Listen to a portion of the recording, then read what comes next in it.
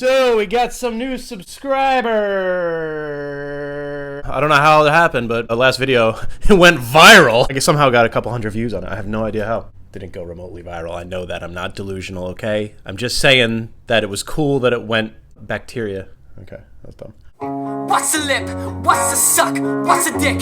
What's a fuck? What the fuck is this man doing up in my butt? Ouch, bro.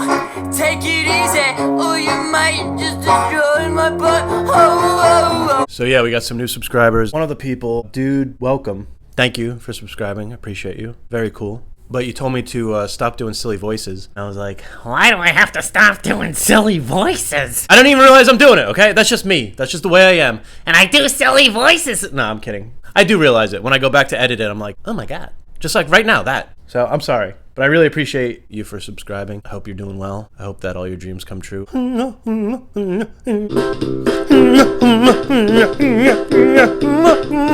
I guess I was doing voices right there, and I'm doing a voice right now, and I can't help it. I have to stop drinking alcohol because it gives me bags under my eyes every time I wake up. I haven't been shaving. I haven't gotten a haircut. There's so many things I gotta do.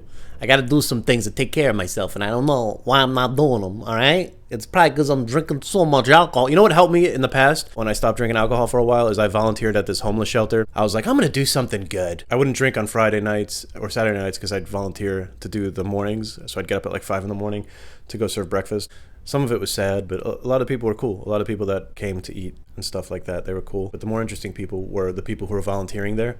Because there were people who had to do it for like community service and stuff like that. And those people or whatever, those were just like young kids, just like... Like, I remember there was 2 friends that had to volunteer there, and they were just like... like in the corner laughing, and I was like, hey guys, why are you here? And they're like... There was this dude from Australia who moved to America to train horses. He was doing it because he was religious. But then there was this dude who, he was always like real sweaty and always like nervous. And one time I was like, hey man, why do you volunteer here? And he's like, I'm addicted to porn. And I was like, okay. He's like, no, I'm really addicted to porn. So, and then he was like, I figured I was gonna give some unsolicited comedy advice for open micers, and not even open micers in big cities, because comedy is so specific to where you are. I wouldn't even call it advice. I'd call it things to do. I'm an open mic comedian. I'm not a real comedian. So I could give advice specifically about open mics. The only advice I could really give is constantly write, get on stage every single day. If you live in a small town and there's no open mics around you, make your own open mic. But you got to get up as much as possible. You got to figure out how to get up all the time in front of different crowds, as many different crowds as possible. And you're going to probably lose sleep, and it's probably going to affect your job.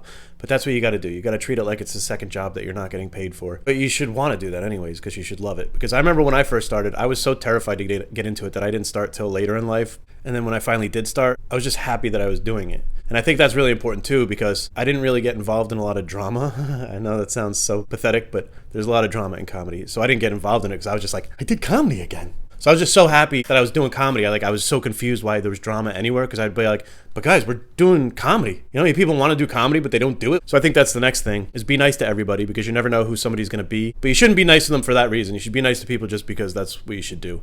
And it's not cool to be mean. That's what I realized in life. It's not cool to be the fucking asshole. It's not cool to be the mysterious, like, yeah, well, sarcastic asshole that's just mean to everybody. Nobody likes that. I'm not trying to be like, oh, change your personality. Just be nice to people. If you're trying to create a comedy scene or a comedy community, invite everybody in. If there's a new guy that comes in, don't be like, oh my God, he sucks. He's not funny, even though he's only done comedy 3 times. I see that all the time. And I'm like, what?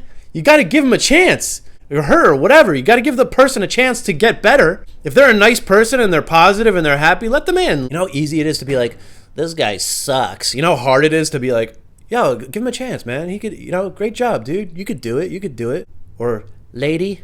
What's the proper term for ladies? Because if there's a guy far away and I got to get his attention, I don't know who he is. Like, hey, man, or hey, dude. But if it's a woman, hey, woman. Hey, ma'am. Nobody likes being, I don't even like saying ma'am. It sounds gross. What are you supposed to say? Hey, lady. Hey, motherfucker. Just be nice.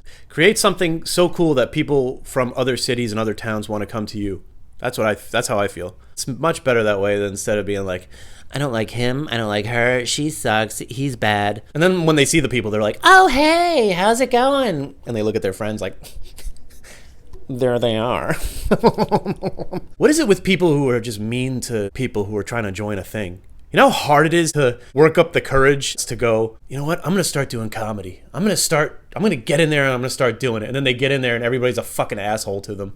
I have this theory, and it's the Steve Jobs effect. I think that people who want to get into something, whether it's comedy or they want to start a business or they want to be a CEO, Steve Jobs fucked it up for everybody because he was kind of a dick and he was kind of like a perfectionist and he was kind of like, we're going to do it my way and this is the way we're going to do it. And books were made about him and documentaries and movies, and it had a trickle-down effect where it went into everybody else's head and they all try to be Steve Jobs now. All right, I'm sorry. Sorry I gave advice today. I don't know how to do anything. I don't know how to do...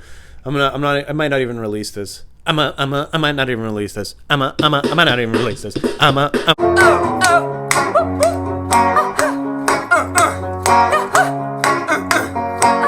decision has changed my life.